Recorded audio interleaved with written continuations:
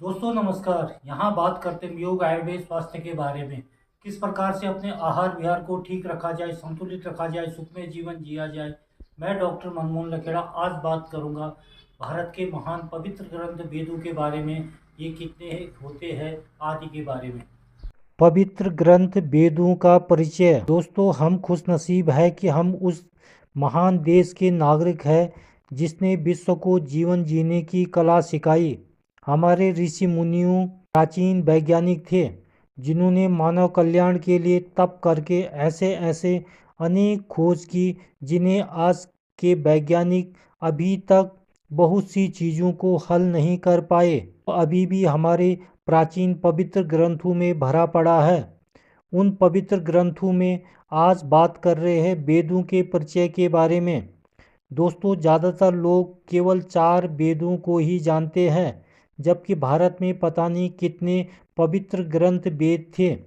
दोस्तों, आज उन्हीं जो पवित्र ग्रंथ वेद जिंदा है उन्हीं के बारे में बात कर रहे हैं। दोस्तों, विश्व में वेद सबसे प्राचीन ग्रंथ माने जाते हैं। प्राचीन समय के महान ऋषि मुनियों ने अपने योग बल एवं तपोबल के द्वारा इस ज्ञान को प्राप्त किया है। इस ज्ञान को साक्षात किया और उन्हें पवित्र ग्रंथों के रूप में, वेदों के रूप में प्रस्तुत किया। वेद के मुख्य विषय यज्ञ, कर्मकांड, स्तुति, सृष्टि का वर्णन है, किंतु इसके अतिरिक्त भी सूक्ष्म रूप से देखने पर ज्ञात होता है कि वेद मंत्रों में योग के विभिन्न रूप समाये हुए हैं। वेद के मंत्रों को मुख्य रूप से 3 प्रकार के अर्थों में बांटा गया है: आदिभूत, आदिदेविक और आध्यात्म। वेदों के प्राचीन व्याख्याकार स्वामी स्कंद जी ने लिखा है कि वास्तव में वैदिक ऋचाएँ आदि देविक, आदि भौतिक एवं आध्यात्मिक इन तीनों ही अर्थों का प्रकाशन करती है, परंतु वेदों का मूल तात्पर्य आध्यात्मिक अर्थ ही है। कुछ स्थानों पर आध्यात्मिक अर्थ को ब्रह्मवाद के पर्याय के रूप में उल्लेख किया गया है। दोस्तों, वेदों की संख्या 4 है: ऋग्वेद, यजुर्वेद, सामवेद और अथर्ववेद। दोस्तों, वेदों की शाखाएं भी बहुत है जो आज अधिकांश लुप्त हो चुकी है। ऋग्वेद की शाखाएं 21, यजुर्वेद की 101 शाखा, सामवेद की 1000 शाखा और अथर्ववेद की 9 शाखाएं मानी गई है। कुल मिलाकर इस समय 1131 शाखाएं मौजूद है।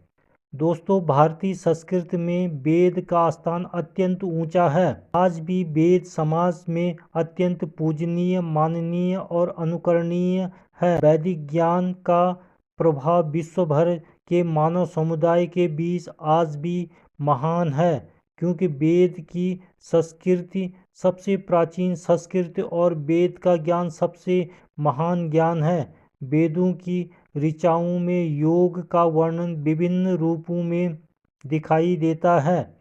अन्य योग ग्रंथों की तरह वेदों में योग का प्रत्यक्ष वर्णन तो कम ही उपलब्ध है, किंतु प्रकारांतरण में योग विद्या का विशद प्रतिपादन विभिन्न सोपानों में वेदों में किया गया है।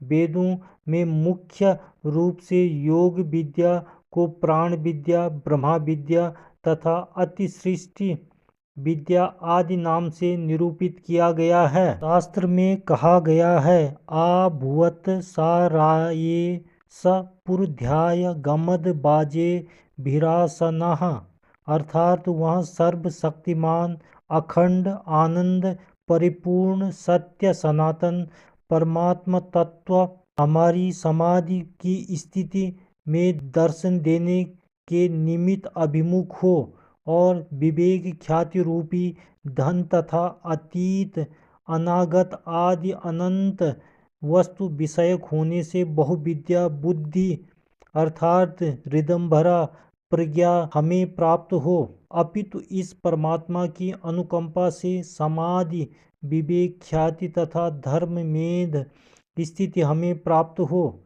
और वही परमात्मा अणिमादिक रिद्धि सिद्धियों के सहित हमारी ओर अभिमुक्त हो एवं आवरण रहित विशुद्ध स्वरूप का हमें प्रत्यक्ष दर्शन हो।